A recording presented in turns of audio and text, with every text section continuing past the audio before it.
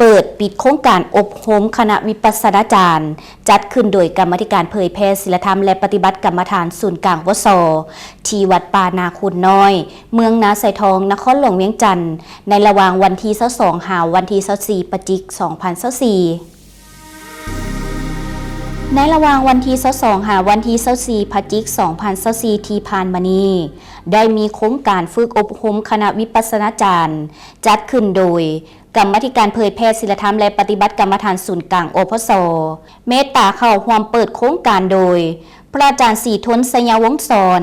คณะบริหารงานประจำศูนย์กลางอพส.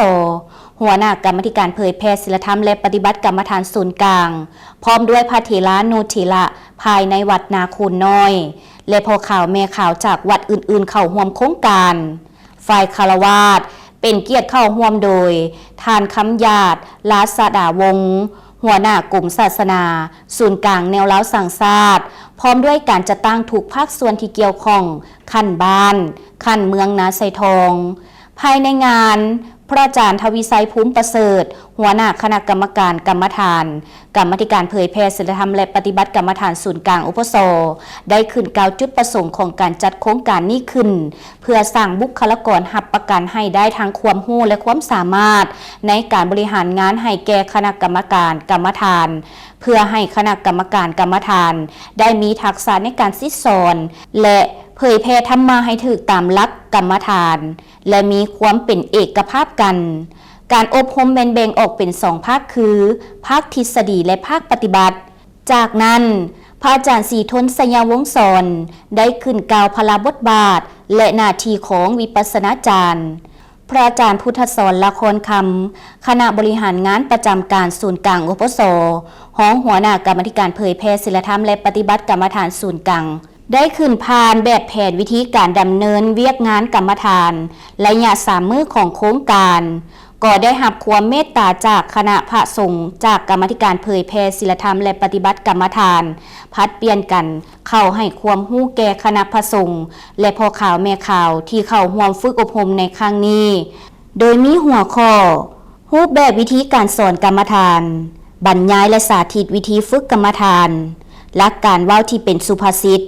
ขั้นตอนประสานเวียกงานฝ่ายพระสงฆ์ฝ่ายบ้านเมืองและเอกสารต่างๆที่เกี่ยวข้องกับการจัดตั้งปฏิบัติกรรมฐานในแต่ละครั้งในวันที่24 พฤศจิกายน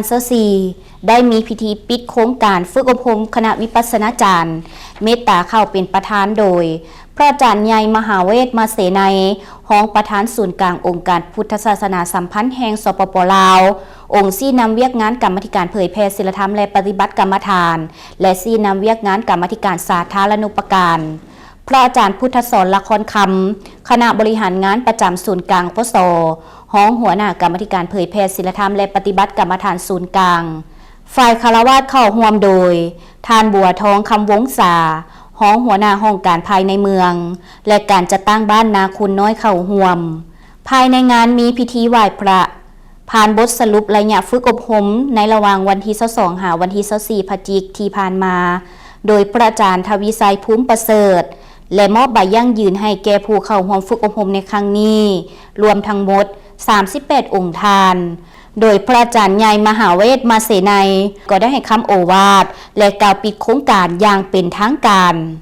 เจ้าท่านผู้ชมที่จบไปแล้วนั้นก็แม่นข้อมูลข่าวสารที่ทางรายการนำมาเสนอให้กับบรรดาท่านได้ติดตามรับชมและสำหรับท่านใดที่อยากจะอุปถัมภ์รายการของพวกเขาก็สามารถติดต่อสอบถามและรายละเอียดเพิ่มเติมได้ผ่านทั้งเพจเผยแพร่ศีลธรรมและปฏิบัติกรรมฐานและกลับเข้ามาสู่ในระยะสุดท้ายของทางรายการข้าพเจ้าพร้อมได้ทีมงานรายการต้องขอลาบรรดาท่านไปก่อนพบกันใหม่สบายดี